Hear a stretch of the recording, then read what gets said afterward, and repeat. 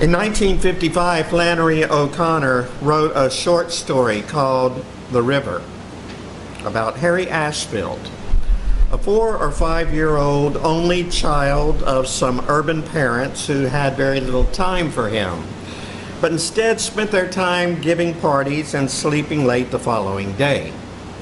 As the story opens, Harry is being prepared by his father to go off with a sitter, Mrs. Connon, a backwoods religious fundamentalist who believes in faith healing.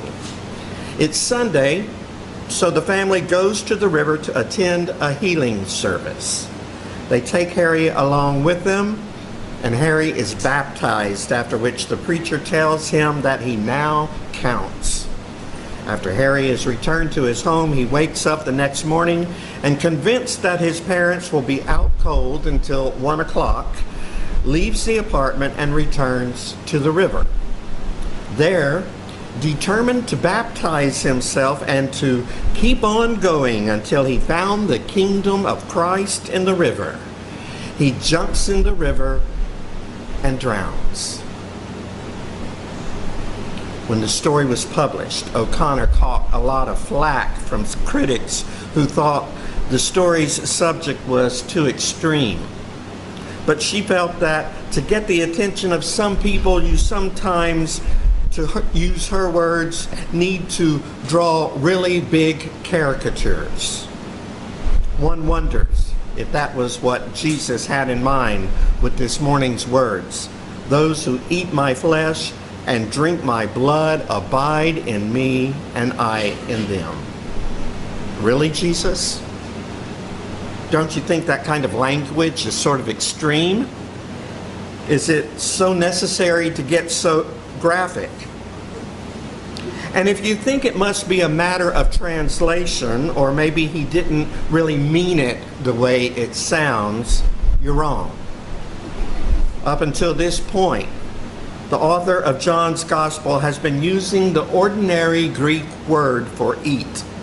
But at this point, it switches to the less common Greek word, which describes a crude kind of eating.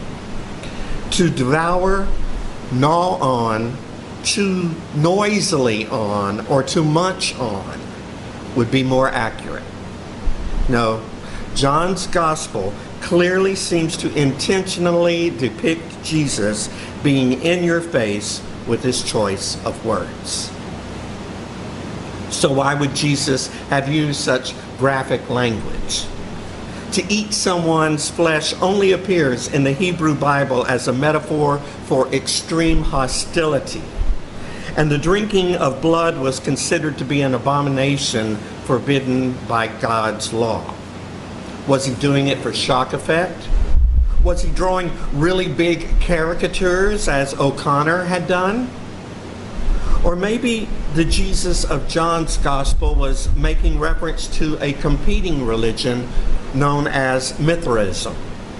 The audience of the Gospel would have certainly been familiar with the religion, even if we aren't. Mithraism was an ancient Roman cult religion that had come onto the scene about 100 years before the birth of Jesus and flourished during the period in which John's Gospel was written. Mithras, who was believed to be the son of the chief deity, came to bring salvation, had 12 followers, was crucified, and was resurrected. Bulls were considered to be symbols of spring and rebirth. And according to one source, the adherents of Mithras believed that by eating the bull's flesh and drinking its blood, they would be born again, just as life itself has been created anew from the blood of the bull.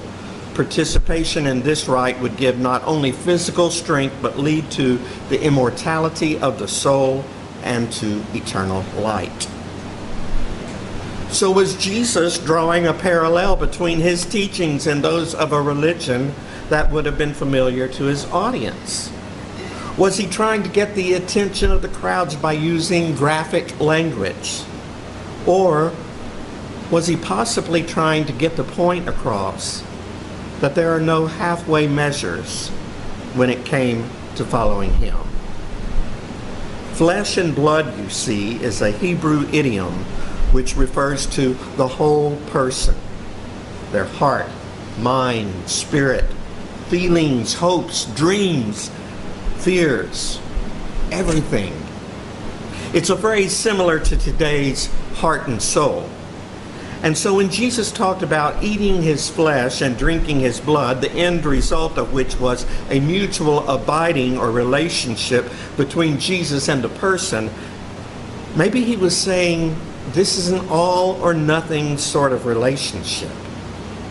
Maybe he was saying this is not a polite dab your lips with a linen napkin affair, but instead a feast into which we are meant to dive headlong and without abandon. Martin Copenhaver, one of Christian church's more eloquent preachers and pastors, points out that the language used here is pressed to the limits for a reason. In his words, it is meant to express the indissoluble union and inextricable participation of one life in another. For those who receive Jesus, the whole Jesus, the flesh and blood Jesus, if you will, his life clings to their bones and courses through their veins. He can no more be taken from the believer's life, Copenhaver says, than last Tuesday's breakfast can be plucked from one's body. I can't say for certain why the author of John's Gospel chose the graphic and off-putting words that are used in this morning's reading. But I have observed those who only dabble in Christianity. They are like the dinner guest who knows the difference between the dinner fork, the salad fork, and the dessert fork. They don't speak while they eat, and they don't smack or slurp their food. These are the sorts of Christians who know how to behave. They are polite Christians. And I have observed other Christians who are like toddlers who blow raspberries in their food. They use their hands instead of utensils to grab a handful of the food and smear it all over their face.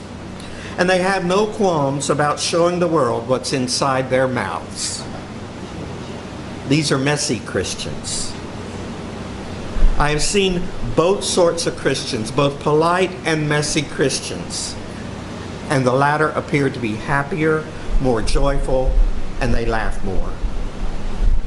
It seems to me that in this morning's text, Jesus is inviting us to be messy Christians. He doesn't need those who are afraid of getting their clothes dirty. He wants us to immerse ourselves in him, consume him, and be consumed by him. Those are the sorts of disciples that Jesus is looking for. We've all heard the old saying that you are what you eat. That's what Jesus is saying when he invites his audience to eat his flesh and drink his blood. To do so means we become like him, a child of God. To immerse ourselves in Jesus Christ results in a relationship so secure it can't be broken. I'm not as brave as Jesus was. I'm afraid people would have a serious problem if during Holy Communion I invited everyone to gnaw and munch on Jesus' flesh and to have a big old mouthful of his blood. I'm not keen on the idea of people running out the doors in disgust. Instead, I will invite you to dine at the table. And if you do, I'll remind you that in doing so, you become one with Christ. You abide in Christ, and Christ abides in you. And not only you, but everyone else who accepts his invitation. We have God's promise that God cares about every aspect of our lives.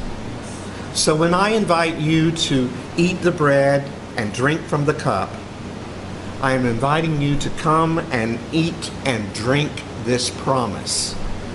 to come, taste, and experience the God who meets us exactly where we are. Come to meet the God who offers us not just meaning, but life itself. Life in Christ both now and forever. Amen.